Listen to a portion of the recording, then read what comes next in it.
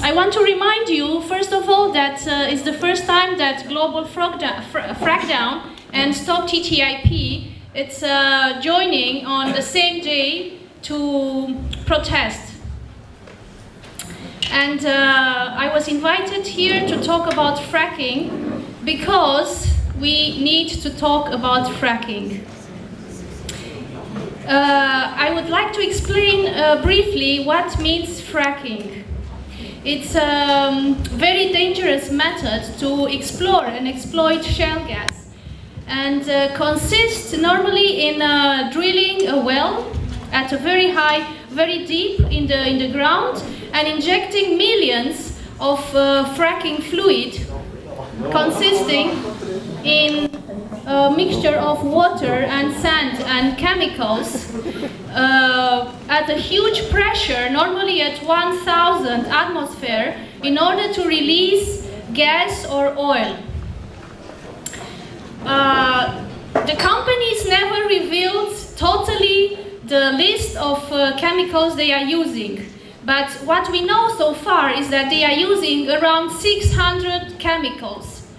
And about the chemicals, we know that they are using known carcinogens, mutagens, and toxics, like, for example, benzene, formaldehyde, uranium, mercury, and ethylene glycol, methanol. The shale boom gas started around 10 years ago in the United States, and it was possible because in 2005, when Dick Cheney was the Vice President of United States and previous CEO of Halliburton, the company which has the patent for fracking,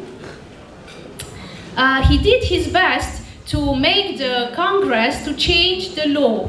So in 2005, the Congress voted for changing of the law. The result is that the gas and oil companies, they are accepted from the most important 7 environmental laws in United States. So in other words, everything that other companies, they have to respect regarding environment, gas and oil companies, simply they don't have to respect. And moreover, there is no one to monitorize what they are doing there. So they don't check the air, they don't check the water, they don't check the soil. The impact of fracking is devastating, it's also irreversible, and it's affecting each and every aspect of our lives. It's the water we drink, the air we breathe, the soil that is giving our food, and moreover, the climate change. Social impact and social cost, and moreover, the earthquakes are also not to be neglected. Fracking affects not only the millions of people living besides and in the neighborhood of fracking sites, but as well the billions of other people which are affected by the climate change caused by fracking. The body of evidence coming from the United States is overwhelming and shows that fracking is simply too dangerous to go further with it.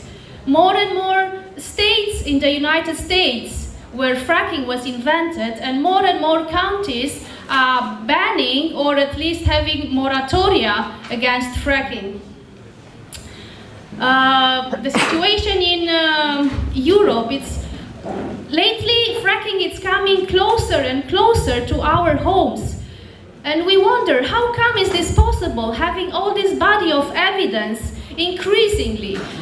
How come we are talking about fracking in Europe, the green continent, and how come our governments and the European officials we are supposing to defend our rights, how come they are so eager to import this technology, this devastating technology for the environment and for our health? And how come they adopted the speeches of the lobbyists? Well, it's always, the speech is always the same. It's about economic growth, it's about jobs, it's about energy security, and it's about energy independence. It's always the same. And the answer might be one given by Mother Jones, which is an American investigation newspaper, which reveals how high American officials were involved in selling fracking in some European countries.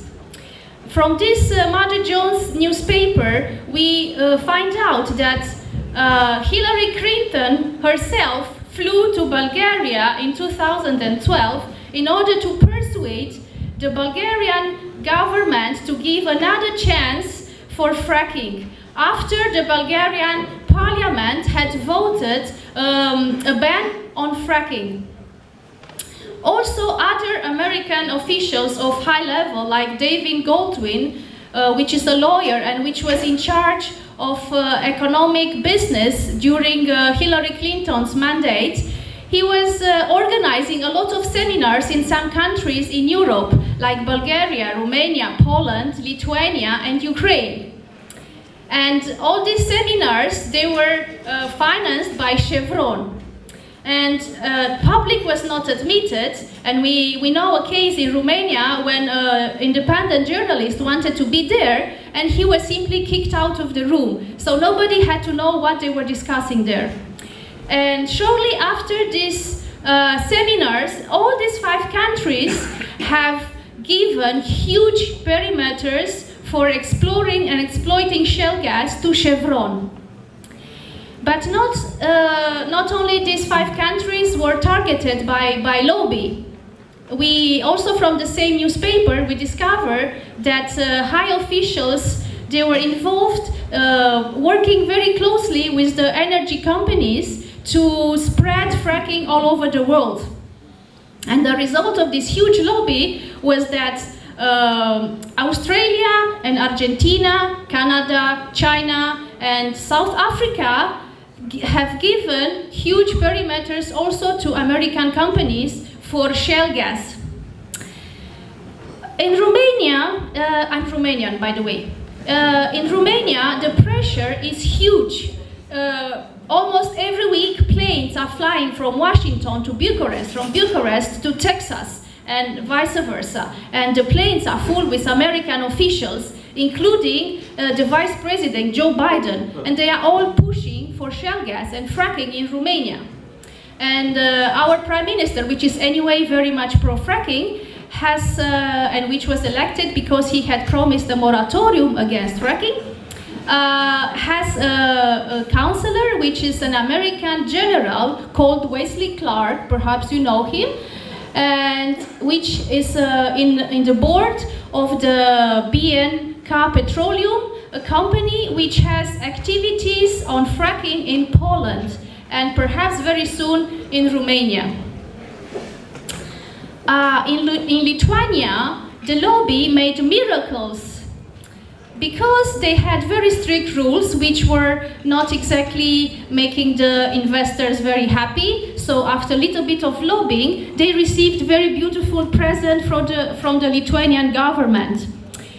It was the repealing of environmental impact assessment. It was not obligatory anymore, and moreover, the taxes for these investors for unconventional hydrocarbons, they were fixed to 0%. So they could do everything for 3 years with 0 taxes. And later, the government thought like this was, okay, perhaps ridiculous, 0%. So they raised to 1% tax, only because the European Commission could have accused them of giving direct help to a private company. In Bulgaria, despite of the ban they had achieved 2 years ago on fracking, now the government have published a project in Dobroja at the border with Romania on exploring coal gas, which is even more dangerous than shale gas, and the impact is even more disastrous. In France, the first country which had a ban on fracking, now the government there launched a lot of projects on public consultation regarding conventional oil and gas, but also everything connected to it. So in fact could be everything, including shale gas. And by the way, it's also a protected area like the National Park of Luberon in Provence. In fact, we see today that no country is safe from fracking. Nobody is safe anymore. For the moment, the forefront of fracking in Europe it's formed by 3 countries, Romania, Poland and UK, because the governments are very much pro-fracking and they are really pushing this kind of exploitations. And they are, the 3 of them, they are neglecting and violating constantly the human basic rights. In Romania, as a result of the huge lobby, several companies, 26 companies, have leased blocks for exploration of shale gas. Chevron is one of the most powerful and one of the most important of them. And Chevron has the eastern part of Romania until the seaside, the beautiful and touristical seaside. And the western part is dedicated to, among other companies, to NIS company, which is a Serbian company, but behind is in fact Gazprom for Russia, from Russia. Despite massive protest in Romania, Chevron started drilling the first well in Punjești in December last year, and because of the huge protest there from the local people and from the activists, the government declared a state of special security area, and thousands of riot police and normal police were sent to that village in order to protect the sites of Chevron. So how ridiculous this can be, that we are paying taxes for our riot police to defend the site of a private company, which was in this case Chevron.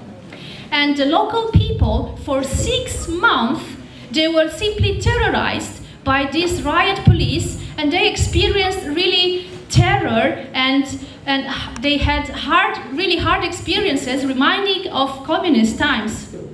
It was the whole area normally, which is a peaceful area dedicated to agriculture, dedicated to raising animals. It was really militarized area.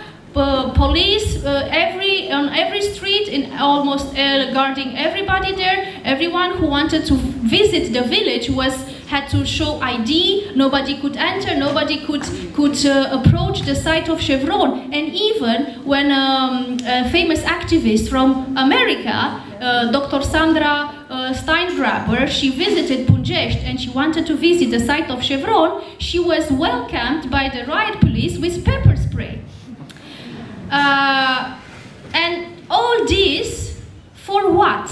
Because according to Romanian officials even, Romania is already independent. So Romania produces more energy that can consume, and that's why it's even exporting energy.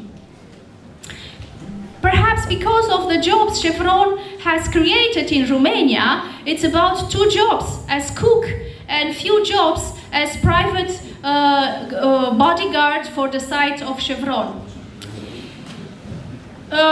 And by the way, I read somewhere, and it's not a joke, I really mean it, you can Google it. The industry, oil and gas industry in United States, when they are talking about jobs created by this industry, they are counting prostitutes and strippers as jobs created by fracking. It's not a joke, really. And